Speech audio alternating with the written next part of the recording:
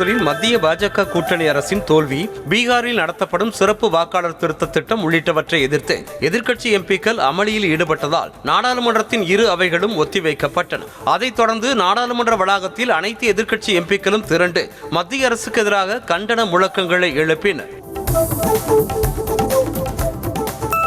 நாடாளுமன்றம் செயல்பட விடாமல் அமளியில் ஈடுபடுவது ஏன் என எதிர்க்கட்சி எம்பிக்களுக்கு நாடாளுமன்ற விவகாரத்துறை அமைச்சர் கிரண் ரிஜிஜு கேள்வி எழுப்பியுள்ளார். இது தொடர்பாக பேசிய அவர், விவாதங்களுக்கு மத்திய அரசு தயாராக இருக்கும் போது மக்கள் பணத்தை எதிர்க்கட்சிகள் வீணடிப்பதாக குற்றம் சாட்டினார்.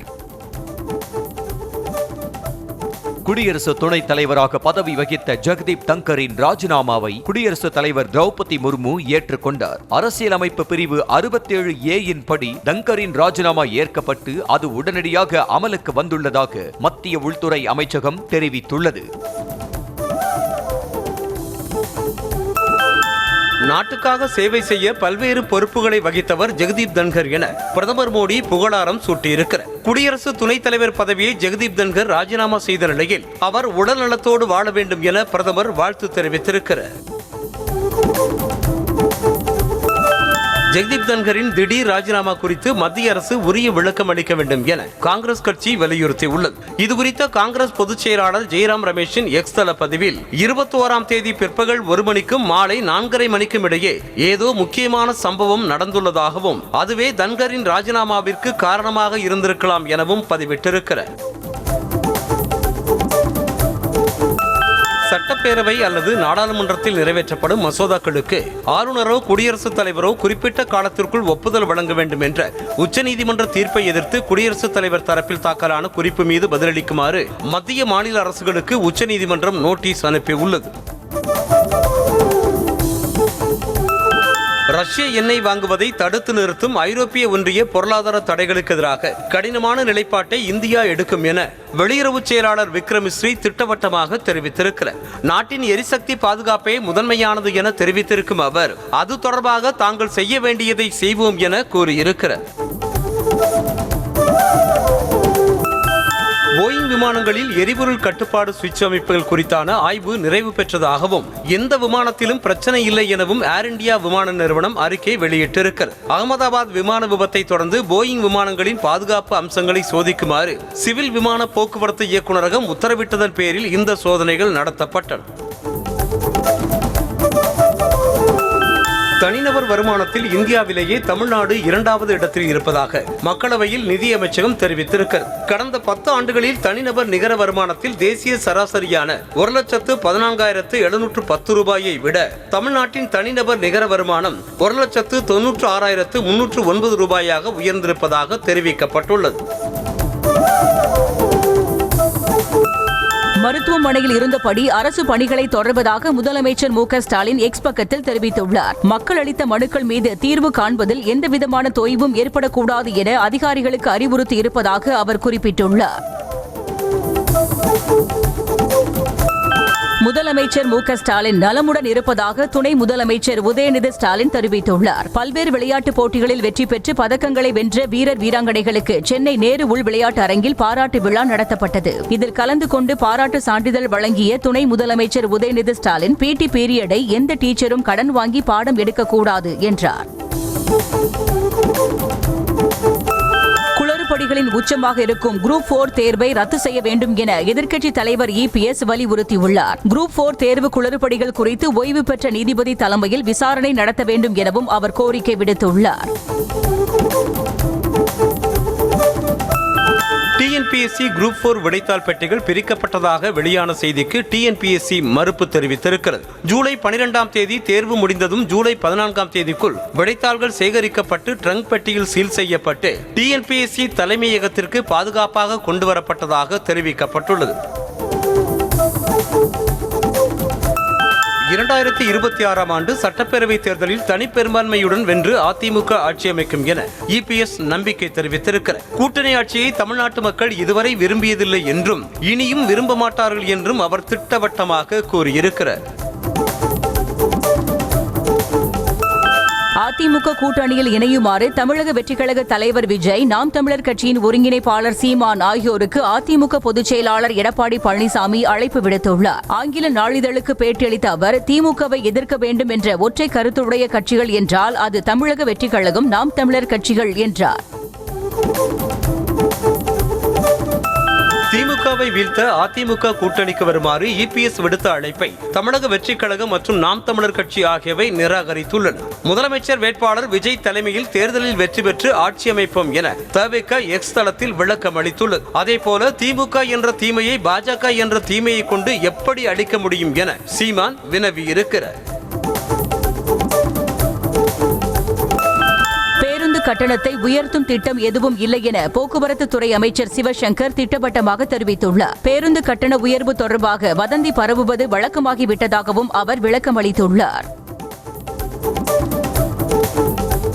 திமுக கூட்டணி உடைவதற்கான அறிகுறிகள் தென்படுவதாக பாஜக மாநில முன்னாள் தலைவர் அண்ணாமலை தெரிவித்திருக்கிறார். காஞ்சிபுரம் காமாட்சியம்மன் ஆலயத்தில் தரிசனம் செய்த பின்னர் செய்தியாளர்களை சந்தித்த அவர், 2026 தேர்தல் திமுகவிற்கு மிகவும் மோசமான ஒரு தேர்தலாக இருக்கும் என்பது களத்தில் தெள்ளத் தெளிவாக தெரிகிறது என்றார்.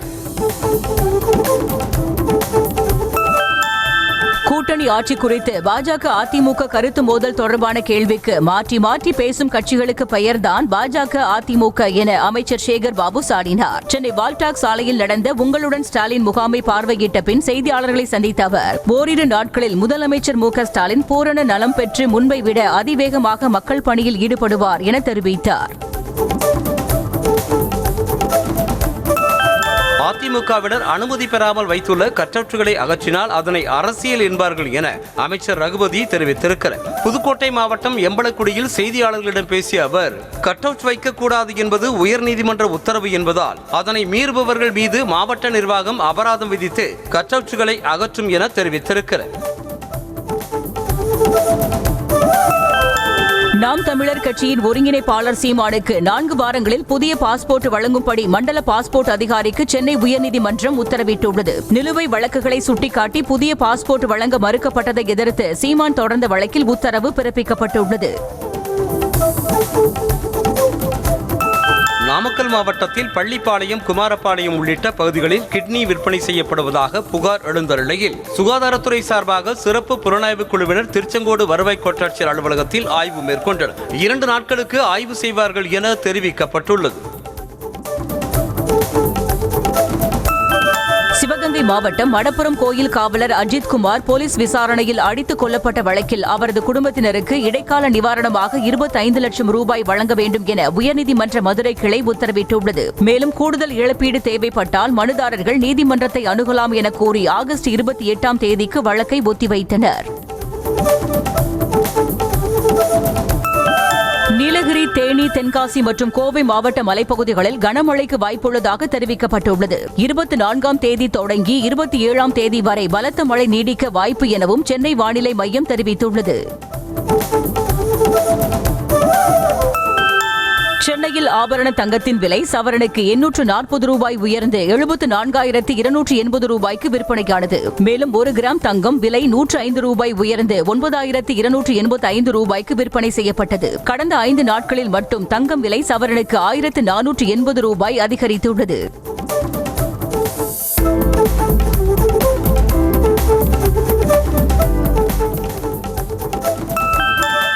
அதிமுக ஆட்சி அமைந்தவுடன் தாலிக்கு தங்கம் வழங்கும் திட்டத்தில் மணமகளுக்கு இலவச பட்டு சேலை வழங்க நடவடிக்கை எடுக்கப்படும் என இபிஎஸ் தெரிவித்துள்ளார். கும்பகோணத்தில் கைத்தறி நெசவாளர்களுடன் நடைபெற்ற கலந்துரையாடலில் எதிர்க்கட்சித் தலைவர் இபிஎஸ் இந்த உறுதியை அளித்தார். ஓரணியில் தமிழ்நாடு உறுப்பினர் சேர்க்கையில் ஆதார் விவரங்கள் பரப்படுவதில்லை என உயர்நீதிமன்ற மதுரை கிளையில் திமுக விளக்கம் அளித்துள்ளது. ஆதார் எண்ணை பயன்படுத்தி ஓடிபி பெறுவதாக தவறான தகவலை நீதிமன்றத்தில் சொல்லி உத்தரவு பெற்றுள்ளதாகவும் அதிமுக மீது திமுக குற்றம் சாட்டியுள்ளது. சென்னை ஆலந்தூரில் 7 வயது மகனின் கழுத்தை அறுத்துக் கொன்ற தந்தை தானும் கழுத்தை அறுத்துக் கொண்டு தற்கொலைக்கு முயன்றார். அயனாவரத்தைச் சேர்ந்த சதீஷ்குமார் என்பவர் தனது மகனுடன் திங்கட்கிழமை இரவு ஆலந்தூரில் உள்ள தனியார் ஹோட்டலில் அறை எடுத்து தங்கிய நிலையில் குழந்தையை கொலை செய்துவிட்டு தானும் தற்கொலைக்கு முயன்ற போது போலீசார் மீட்டனர். சென்னை செங்குன்றத்தில் தலை மற்றும் உடலில் காயங்களுடன் மர்மமான முறையில் உயிரிழந்து கிடந்த வடமாநில இளைஞரின் சடலத்தை மீட்டு போலீசார் விசாரணை நடத்தி வருகின்றனர். உயிரிழந்த இளைஞருக்கு சுமார் 18 வயது இருக்கலாம் எனவும் போதை பழக்கத்திற்கு ஆளான அவர் போதை ஊசி போடும் பழக்கம் உள்ளவர் என்பதும் தெரியவந்ததாக போலீசார் தெரிவித்தனர். திருப்பத்தூர் மாவட்டம் வாணியம்பாடி அருகே மலைக்குன்றிலிருந்து உருண்டு வந்து சாலையில் விழுந்த பாறை ஜேசிபி இயந்திரம் மூலம் அகற்றப்பட்டது. மலைக்குன்றின் மீது அமைந்துள்ள வில்லத்து நகரில் இரவு மண் சரிவு ஏற்பட்டதால் பாறை உருண்டு வந்து சாலையில் விழுந்தது. சிறுமியை பாலியல் வன்கொடுமை செய்த குற்றவாளியை கைது செய்ய வலியுறுத்தி பாமக மற்றும் புரட்சி பாரதம் கட்சியினர் திருவள்ளூர் மாவட்டம் ஆரப்பாக்கம் காவல் நிலையத்தை முற்றுகையிட்டனர். கடந்த 12ஆம் தேதி பள்ளி சிறுமியை பாலியல் வன்கொடுமை செய்த குற்றவாளியை பிடிக்க தனிப்படை அமைத்து 10 நாட்களாக போலீசார் தேடுதல் வேட்டையில் ஈடுபட்டுள்ளனர். திண்டுக்கல் மாவட்டம் வேடச்சந்தூர் அருகே ரயில்வே சுரங்கப்பாதைக்கு தோண்டிய பள்ளத்தில் இருசக்கர வாகனம் பாய்ந்து விழுந்த சிசிடிவி காட்சி வெளியாகியுள்ளது. நத்தப்பட்டியைச் சேர்ந்த மதியழகன் என்பவர் மண்குவியல் மேட்டின் மீது ஏறி குழிக்குள் பாய்ந்து விழுந்து படுகாயமடைந்தார்.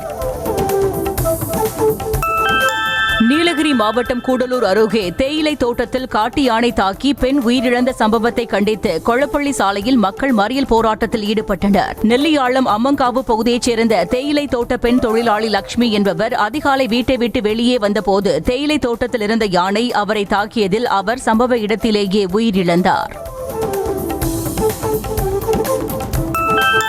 மதுரை மாவட்டம் திருமங்கலம் அருகே கூலி தொழிலாளியை அடித்துக் கொன்று உடலை தெருவில் போட்டுவிட்டு சென்ற கொலையாளிகளை போலீசார் தேடி வருகின்றனர். வில்லூர் கிராமத்தைச் சேர்ந்த சிவாவுக்கு திருமணமாகி 2 குழந்தைகள் உள்ள நிலையில் திங்கட்கிழமை இரவு வீட்டில் இருந்து வெளியே சென்றவரின் சடலம் காலையில் கண்டெடுக்கப்பட்டது.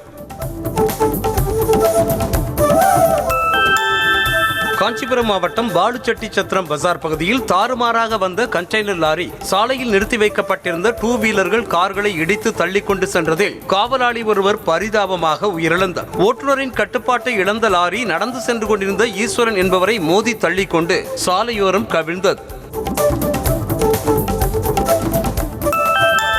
சென்னை ராதாகிருஷ்ணன் சாலை நடேசன் சாலையில் உள்ள அக்பர் பாஷா பள்ளிவாசலை வக்ஃபு வாரிய சொத்தாக மாற்றுவதற்கு எதிர்ப்பு தெரிவித்து அதன் நிர்வாகிகள் காவல்துறையினரிடம் வாக்குவாதத்தில் ஈடுபட்டனர். வக்ஃபு வாரியம் அதிகாரிகள் நடத்திய பேச்சுவார்த்தையில் தேர்தல் நடத்தாமல் நேரடியாக பள்ளிவாசலுக்கு நிர்வாகிகளை நியமிக்க கூடாது என இஸ்லாமிய மக்கள் எதிர்ப்பு தெரிவித்தனர்.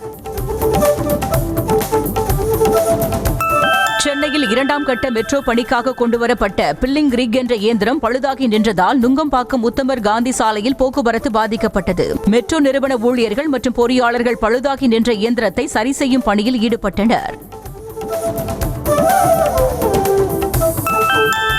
பல்வேறு கோரிக்கைகளை வலியுறுத்தி சென்னை பல்லவன் இல்லம் முன்பாக அரசு போக்குவரத்து ஊழியர் சங்கம் மற்றும் எம்டிசி ஓய்வு பெற்றோர் நல அமைப்பினர் தர்ணாவில் ஈடுபட்டனர். தங்கள் கோரிக்கைகள் மீதான அரசின் மௌனத்தை கலைக்கும் வகையில் ஆகஸ்ட் மாதம் தருமபுரியில் நடைபெறும் மாநாட்டில் தீர்மானம் நிறைவேற்றப்படும் என அரசு போக்குவரத்து ஊழியர்கள் சம்மேளன பொதுச் செயலாளர் தயானந்தம் தெரிவித்திருக்கிறார். சென்னை மாநகராட்சி பகுதிகளில் குழந்தைகளுக்கு டெங்கு பாதிப்பு பரவி வருவதாக தகவல் வெளியாகியுள்ளது. சென்னையில் சில நாட்களாக மழை பெய்வதால் ஆங்காங்கே மழைநீர் தேங்கி டெங்கு காய்ச்சலை பரப்பும் ஏடிஎஸ் கொசு உற்பத்தி அதிகரித்துள்ளது. சோழிங்கநல்லூர், அடையாறு மண்டலங்களில் மட்டும் டெங்குவால் 170க்கும் மேற்பட்டோர் பாதிக்கப்பட்டுள்ளனர். திருப்பூர் மாநகராட்சிக்குட்பட்ட செட்டிப்பாளையம் பகுதியில் கடந்த 2 நாட்களாக வெறிபிடித்து சுற்றி வரும் தெருநாய் குழந்தைகள், பெரியவர்கள் என 11 பேரை துரத்தி கடித்து குதறியது. திருப்பூர் அரசு மருத்துவக் கல்லூரி மருத்துவமனையில் மட்டும் ஜனவரி தொடங்கி ஜூன் மாதம் வரையிலான 6 மாதங்களில் 7,991 பேர் நாய்க்கடியால் பாதிக்கப்பட்டு தடுப்பூசி போட்டுக் கொண்டிருப்பது குறிப்பிடத்தக்கது. இந்திய வான்படையில் இருந்து மிக் 21 ரக ஃபைட்டர் ஜெட் விமானங்கள் படிப்படியாக நீக்கப்பட்டு வருகிறது. நீக்கப்பட்டு வரும் மிக் 21க்கு மாற்றாக வரும் செப்டம்பரில் இருந்து தேஜஸ் மார்க் 1A ஃபைட்டர் ஜெட் விமானங்கள் இணைக்கப்படுவதாக தெரிவிக்கப்பட்டுள்ளது. உத்தரப்பிரதேசத்தில் பணியின் போது பாடம் நடத்தாமல் தலைக்கு எண்ணெய் தடவி மசாஜ் செய்து கொண்டிருந்த அரசு பள்ளி ஆசிரியையின் வீடியோ சமூக வலைதளங்களில் பரவிய நிலையில் அவர் பணியிடை நீக்கம் செய்யப்பட்டிருக்கிறார். மாணவர்களுக்கு பாடம் கற்றுத் தருவதை விட்டுவிட்டு ஆசிரியை தனது சொந்த வேலைகளில் ஈடுபட்டதற்கு பெற்றோர் கண்டனம் தெரிவித்துள்ளனர். ராஜஸ்தானில் அருவியில் குளித்துக் கொண்டிருந்த இளைஞர்களை கற்களை வீசி தாக்கிய சாமியாரின் செயல் அதிர்ச்சியை ஏற்படுத்தியுள்ளது. இதனால் ஆத்திரமடைந்த இளைஞர் மீண்டும் சாமியாரை தாக்க முயன்ற நிலையில் பதிலுக்கு அவரும் மீண்டும் தாக்கியதால் பெரும் பரபரப்பு ஏற்பட்டது.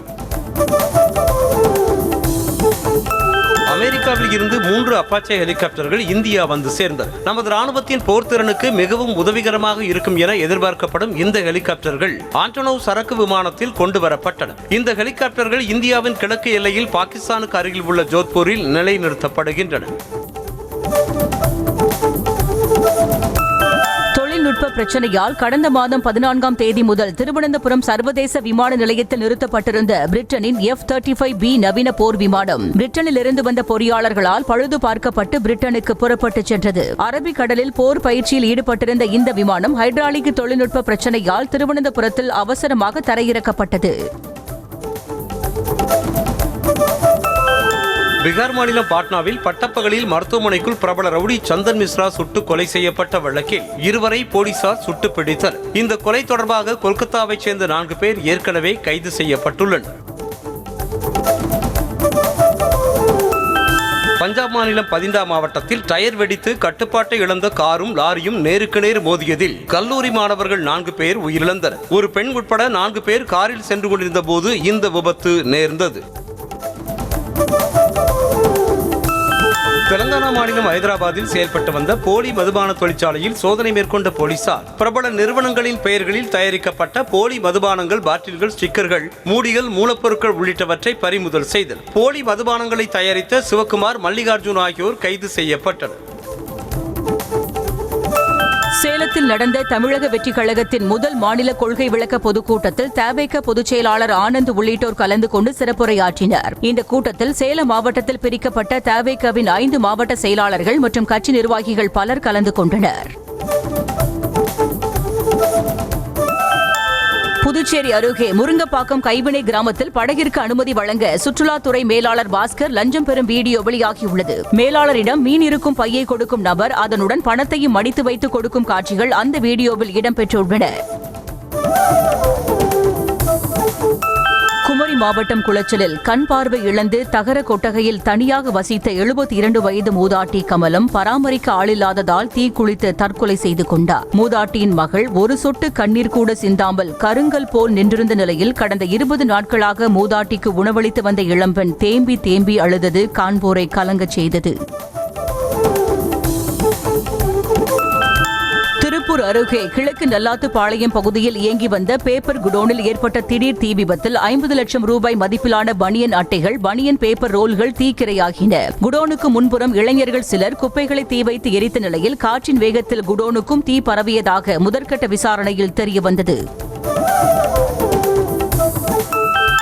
திருப்பூர் மாவட்டம் காங்கேயம் அருகே ராசிபாளையம் பகுதியில் உள்ள பாறைக்குழியில் மனித கழிவுகளை கொண்டு வந்த மாநகராட்சிக்கு சொந்தமான 3 வாகனங்களை அப்பகுதி பொதுமக்கள் சிறைப்பிடித்தனர். மாநகராட்சி ஓட்டுநர்கள் மற்றும் பணியாளர்கள் ஜீப்பில் வந்த அதிகாரிகளை முற்றுகையிட்டு கிராம மக்கள் வாக்குவாதத்தில் ஈடுபட்டனர்.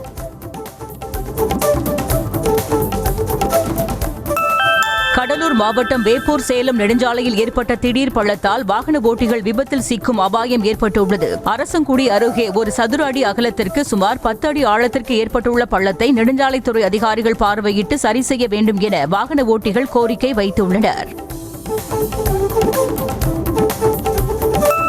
சென்னை மாநகராட்சி சோழிங்கநல்லூரில் அர்பசர் சுமித் எனும் தனியார் நிறுவனத்தின் திடக்கழிவு பணிகளை மேற்கொள்ளும் வாகனங்களை மேயர் பிரியா கொடியசைத்து தொடங்கி வைத்தார். அப்போது மாநகராட்சி பகுதிகளில் மழைநீர் வடிகால் துரிதமாக நடைபெற்று வருவதாகவும் எதிர்வரும் மழையை சமாளிக்க மாநகராட்சி தயார் நிலையில் உள்ளதாகவும் தெரிவித்தார்.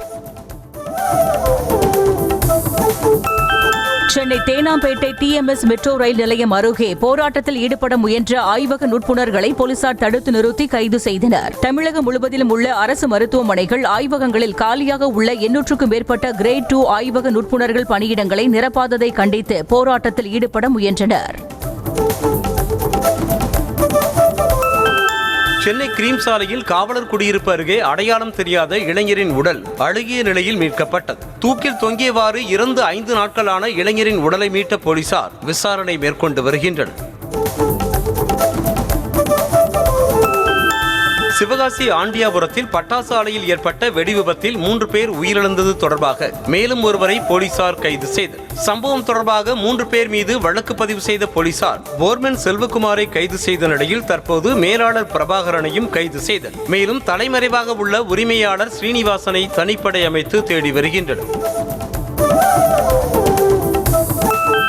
திருப்பூர் மாவட்டம் தாராபுரம் அருகே உப்பாறு அணையை தூர்வார வேண்டும் என பொதுமக்கள் கோரிக்கை விடுத்துள்ளனர். திருமூர்த்தி அணையிலிருந்து உப்பாறு அணைக்கு செல்லும் உபரி நீர் அளவு கணிசமாக குறைந்ததால் சுமார் 6300 ஏக்கர் அளவிலான நிலங்கள் வறண்டு கிடப்பதாக விவசாயிகள் வேதனை தெரிவித்தனர். அங்கன்வாடி ஊழியர்களுக்கு ஓய்வூதியம் மாதம் 6750 ரூபாய் மற்றும் அகவிலைப்படி வழங்க வேண்டும் உள்ளிட்ட கோரிக்கைகளை வலியுறுத்தி ராணிப்பேட்டை மாவட்ட முத்துக்கடை பேருந்து நிலையத்தில் தமிழ்நாடு சத்துணவு மற்றும் அங்கன்வாடி ஓய்வூதியர்கள் சங்கத்தினர் ஒப்பாரி வைத்து போராட்டத்தில் ஈடுபட்டனர். திருவள்ளூர் மாவட்டம் பொன்னேரி அருகே மதுபோதையில் இருசக்கர வாகனத்தில் வந்த இளைஞர் மீது தனியார் பேருந்து மோதி கால் முறிவு ஏற்பட்டது. கூடுவாஞ்சேரியைச் சேர்ந்த திலீப் என்ற இளைஞர் அதிகாலையிலேயே மதுபோதையில் இருசக்கர வாகனத்தில் தனது வீட்டிற்கு திரும்பிச் சென்ற நிலையில் எதிரே வந்த தனியார் பேருந்து மோதி கீழே விழுந்து காயமடைந்தார். கடலூர் மாவட்டம் விருத்தாச்சலம் அருகே மேல்நிலை நீர்த்தேக்க தொட்டியிலிருந்து வரும் குடிநீரில் எண்ணெய் கலந்துள்ளதாக கிராம மக்கள் புகார் தெரிவித்துள்ளனர். கம்மாபுரம் ஒன்றியத்திற்குட்பட்ட கீனனூர் அம்பேத்கர் நகரில் 30 ஆண்டுகளுக்கு முன் கட்டப்பட்ட மேல்நிலை நீர்த்தேக்க தொட்டியில் எப்படி எண்ணெய் கலக்கப்பட்டது என போலீசார் விசாரணை நடத்தி வருகின்றனர். சென்னை திருவொற்றியூரில் வீட்டின் அருகே நிறுத்தி வைக்கப்பட்டிருந்த இருசக்கர வாகனத்தை தெருநாய்கள் கீழே தள்ளி சீட் கவரை கடித்து குதறி கிழிக்கும் சிசிடிவி காட்சிகள் வெளியாகியுள்ளது. தெருநாய்கள் வாகனத்தை கடித்து குதறிய சம்பவத்தால் அச்சமடைந்திருக்கும் அப்பகுதி மக்கள் மாநகராட்சி நிர்வாகம் நாய்களை கட்டுப்படுத்த நடவடிக்கை எடுக்க வேண்டும் என கோரிக்கை விடுத்துள்ளனர். கள்ளக்குறிச்சி மாவட்டம் உளுந்தூர்பேட்டை அருகே தரமற்ற ரேஷன் பொருட்கள் வழங்குவதாக குற்றம் சாட்டி அரசு பேருந்தை பொதுமக்கள் சிறைப்பிடித்தனர். மேலும் சாலையில் ரேஷன் அரிசியை கொட்டியும் மறியலில் ஈடுபட்டதால் பரபரப்பு ஏற்பட்டது. பரிக்கல் கிராமத்தில் ரேஷன் கடை தரமற்ற முறையில் கட்டப்பட்டுள்ளதால் பொருட்கள் ஈரப்பதம் அடைவதாக புகார் கூறினர்.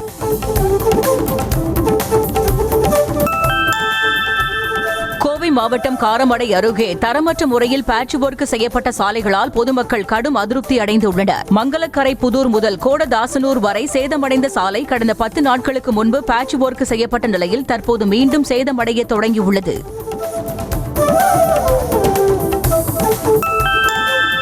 திருவண்ணாமலை மாவட்டம் வந்தவாசி அருகே 4 வீடுகளின் பூட்டை உடைத்து 4 சவரன் தங்க நகை மற்றும் 15,000 ரூபாய் ரொக்கம் திருடப்பட்ட சம்பவம் பொதுமக்கள் மத்தியில் அச்சத்தை ஏற்படுத்தியுள்ளது. திரைக்கோவில் கிராமத்தில் 3 வீடுகளில் திருடிவிட்டு கிருஷ்ணமூர்த்தி வீட்டின் பூட்டை உடைத்த போது அவர் எழுந்து சத்தம் போட்டதால் திருடர்கள் தப்பி ஓடிவிட்டனர். திருவள்ளூர் மாவட்டம் ஊத்துக்கோட்டை அருகே தனியார் சவுடுமண் குவாரியால் கடும் போக்குவரத்து நெரிசல் ஏற்பட்டுள்ளது. சோழவரம் ஒன்றியம் ஆரணி பகுதியில் உள்ள ஏரியில் இயங்கி வரும் தனியார் சவுடுமண் குவாரிக்கு வரும் லாரிகள் பெரியபாளையம் கும்மிடிப்பூண்டி நெடுஞ்சாலையில் 1 கிலோமீட்டர் தூரத்திற்கு அணிவகுத்து நிற்கின்றன. திருச்சியில் திமுக எம்பி சிவா வீட்டை முற்றுகையிட முயன்ற தமிழர் தேசம் கட்சியினரை போலீசார் கைது செய்தனர். காமராஜரை அவதூறாக பேசியதாக கூறி மேஜர் சரவணன் சிலை அருகிலிருந்து திருச்சி சிவா வீட்டை நோக்கி ஊர்வலமாக சென்றனர். அப்போது போலீசார் தடுத்து நிறுத்தியதால் திடீரென சாலையில் அமர்ந்து சிவாவை கண்டித்து கோஷம் எழுப்பினர். திமுக பேச்சாளர் நாஞ்சில் சம்பத் மீது நடவடிக்கை எடுக்க கோரி தென்காசி மாவட்ட எஸ்பி அலுவலகத்தில் மதிமுகவினர் புகார் தெரிவித்ததால் பரபரப்பு ஏற்பட்டது. புகாரில் மதிமுகவிலிருந்து வெளியேறிய நாஞ்சில் சம்பத் சமூக வலைதளங்களில் கட்சியின் பொதுச் செயலாளர் வைகோ, திருச்சி எம்பி துரை வைகோ மீது அவதூறு கருத்துக்களை பரப்புவதாக தெரிவித்துள்ளனர். பெட்ரோல் பங்க் ஊழியர்களை தாக்கியதோடு தொடர்ந்து கொலை மிரட்டல் விடுத்து வருவதாக பெட்ரோல் பங்க் டீலர்கள் சிவகங்கை மாவட்ட எஸ்பியிடம் புகார் அளித்துள்ளனர். மானாமதுரை அருகே உள்ள பொன்னி பெட்ரோல் பங்கில் விழாக்குளத்தைச் சேர்ந்த அஜய் என்பவர் பெட்ரோல் போட்டுவிட்டு பணம் தராமல் தகராறு செய்து தாக்கியதாக புகார் அளித்தனர். சாதி மறுப்பு திருமணம் செய்த காதல் ஜோடி பாதுகாப்பு கேட்டு நாகை மாவட்ட எஸ்பி அலுவலகத்தில் தஞ்சம் அடைந்தது. பனங்குடி கிராமத்தைச் சேர்ந்த பட்டியல் சமூக இளைஞர் தனசேகரனும் காரைக்கால் விழுதியூரைச் சேர்ந்த அனிதாவும் இன்ஸ்டாகிராம் மூலம் பழகி காதலித்து திருமணம் செய்து கொண்டனர். அனிதாவின் அக்கா நீதிபதியாக உள்ளதால் போலீசார் மூலம் நெருக்கடி கொடுப்பதாக தெரிவித்தனர். ரஷ்யாவுடன் தொடர்ந்து வர்த்தகம் செய்தால் இந்தியா மற்றும் சீனாவின் பொருளாதாரத்தை நசுக்கி விடுவோம் என அமெரிக்க செனட்டர் லின்சே கிரஹாம் மிரட்டல் விடுத்திருக்கிறார். ஃபாக்ஸ் நியூஸ் டிவிக்கு பேட்டியளித்த அவர், யுக்ரைன் மீது போர் நடத்தும் ரஷ்யாவிடமிருந்து கச்சா எண்ணெய் வாங்கும் இந்தியா உள்ளிட்ட நாடுகள் அதை நிறுத்திக் கொள்ளவில்லை என்றால் எண்ணெய் தொடர்பான இறக்குமதிக்கு அதிபர் டிரம்பின் நிர்வாகம் 100% வரியை விதிக்கும் என்றார்.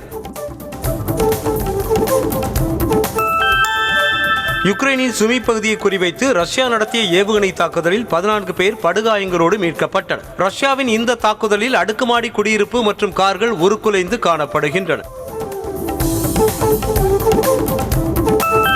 இஸ்ரேல் தலைநகர் டெல் அவிவை நோக்கி ஏமன் வீசிய ஏவுகணைகளை இடைமறித்து அளித்ததாக இஸ்ரேல் ராணுவம் தெரிவித்திருக்கிறது. முன்னதாக ஏமன் ஏவுகணைகளை வீசிய போது நகரம் முழுவதும் சைரன் ஒலித்ததால் பாதுகாப்பான இடங்களில் மக்கள் தஞ்சமடைந்தனர். பிலிப்பைன்ஸ் தலைநகர் மணிலாவில் வெளுத்து வாங்கிய கனமழையால் பொதுமக்கள் கடுமையாக பாதிக்கப்பட்டனர். இடுப்பளவு தேங்கிய வெள்ளத்தில் இருந்து மீட்கப்பட்ட மக்கள் வழிபாட்டு தலங்கள் உள்ளிட்ட இடங்களில் பாதுகாப்பாக தங்க வைக்கப்பட்டனர். அமெரிக்காவின் புளோரிடாவில் போக்குவரத்து விதிமீறலில் ஈடுபட்ட கருப்பினத்தவரின் கார் கதவு கண்ணாடியை உடைத்து அவரது முகத்தில் குத்திய போலீசாரின் செயல் அதிர்ச்சியை ஏற்படுத்தியுள்ளது. இதுகுறித்தான வீடியோ வைரலான நிலையில் 22 வயது இளைஞரை தாக்கிய காவல் அதிகாரி பணியில் இருந்து நீக்கப்பட்டார்.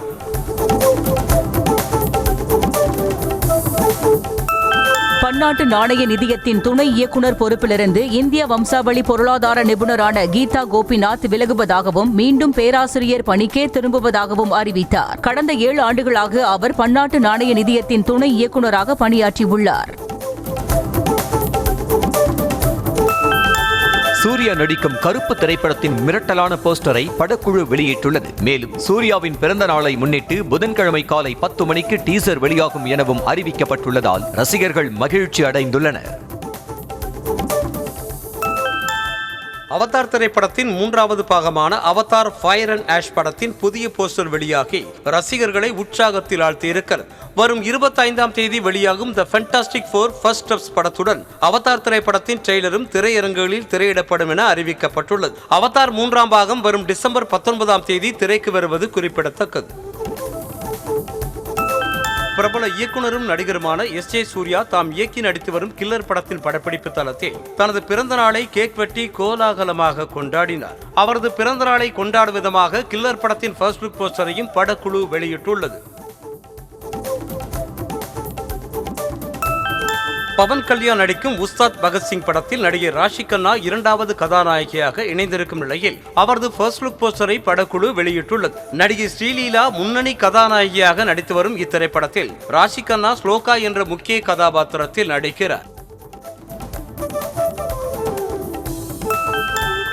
இந்தியா இங்கிலாந்து இடையிலான 4வது டெஸ்ட் போட்டி மழையால் பாதிக்கப்படலாம் என தகவல் வெளியாக இருக்கிறது. போட்டி நடைபெறும் மான்செஸ்டரில் தற்போது மழை பெய்து வருவதால் வீரர்கள் வலைப்பயிற்சி மேற்கொள்வதில் சிக்கல் ஏற்பட்டிருக்கும் நிலையில் நாளையும் அங்கு லேசான மழைக்கு வாய்ப்பிருப்பதாக வானிலை ஆய்வு மையம் கணித்திருக்கிறது. இங்கிலாந்து அணிக்கு எதிரான 4வது டெஸ்ட் போட்டியில் ரிஷப் பந்த் வழக்கம் போல விக்கெட் கீப்பிங் பணியில் ஈடுபடுவார் என தகவல் வெளியாக இருக்கிறது. 3வது டெஸ்ட் போட்டியில் ரிஷப் பந்திற்கு காயம் ஏற்பட்டதால் துருவ் ஜூரேல் கீப்பிங் பணியில் ஈடுபட்டார். இங்கிலாந்து அணியின் ஆல்ரவுண்டர் லியம் டாவ்சன் 8 ஆண்டுகளுக்கு பிறகு மீண்டும் டெஸ்ட் கிரிக்கெட் அணிக்கு திரும்பியிருக்கிறார். கடைசியாக கடந்த 2017ஆம் ஆண்டில் விளையாடிய அவர் மான்செஸ்டரில் நடைபெறவிருக்கும் இந்திய அணிக்கு எதிரான 4வது டெஸ்ட் போட்டியில் பிளேயிங் 11இல் சேர்க்கப்பட்டிருக்கிறார். கோவை மாவட்டம் ஆனைமலை அடுத்த ஆழியார் கவியருவியில் திடீர் வெள்ளப்பெருக்கு ஏற்பட்டதால் சுற்றுலா பயணிகள் மற்றும் பொதுமக்கள் குளிக்க வனத்துறையினர் தடை விதித்தனர். மேற்கு தொடர்ச்சி மலைப்பகுதியில் பெய்த கனமழை காரணமாக காலை 10 மணி அளவில் திடீரென ஆழியார் கவியருவியில் வெள்ளப்பெருக்கு ஏற்பட்டதால் சுற்றுலா பயணிகள் அவசரமாக வெளியேற்றப்பட்டனர்.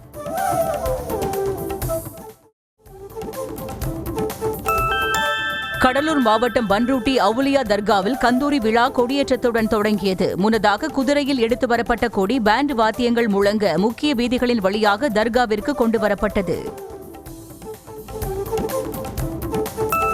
விருதுநகர் மாவட்டம் சதுரகிரி கோயிலில் ஆடி மாத பிரதோஷத்தை ஒட்டி ஏராளமான பக்தர்கள் மலையேறி சென்று சுவாமி தரிசனம் செய்தனர். மேலும் அடிவாரம் பகுதியில் உள்ள தோப்புகளில் பல்வேறு பகுதிகளில் இருந்து வந்த பக்தர்கள் நேர்த்திக்கடன் செலுத்தினர்.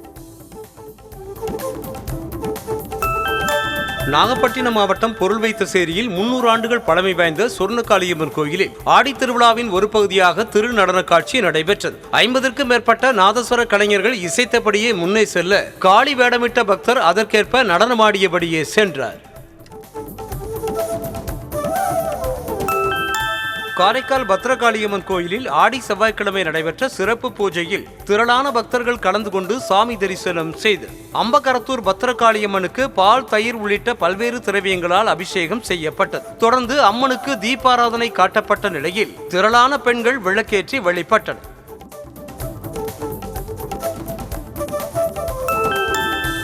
மின்சார கார்களுக்கு சார்ஜ் போடும் நேரத்தில் உணவருந்து வகையில் டெஸ்லா டைனர் எனும் புதிய அம்சத்தை முதற்கட்டமாக அமெரிக்காவின் கலிபோர்னியாவில் டெஸ்லா நிறுவனம் தொடங்கி இருக்கிறது. முன்கூட்டியே வாடிக்கையாளர்கள் கார் ஸ்கிரீனில் தேவையான உணவை ஆர்டர் செய்துவிட்டால் சார்ஜிங் பாயிண்ட்டுக்கு வந்ததும் காருக்கே உணவு டெலிவரி செய்யப்படும் அல்லது உணவகத்திற்குள் சென்றும் சாப்பிடலாம். MG நிறுவனத்தின் புதிய M9 சொகுசு மின்சார கார் இந்தியாவில் விற்பனைக்கு அறிமுகமானது. 69,90,000 ரூபாயாக விலை நிர்ணயம் செய்யப்பட்டுள்ள இந்த காரை வாடிக்கையாளர்கள் 1 லட்சம் ரூபாய் செலுத்தி முன்பதிவு செய்து கொள்ளலாம். முன்பதிவு செய்தவர்களுக்கு ஆகஸ்ட் 10ஆம் தேதி முதல் கார் டெலிவரி செய்யப்படும் என்று அறிவிக்கப்பட்டுள்ளது.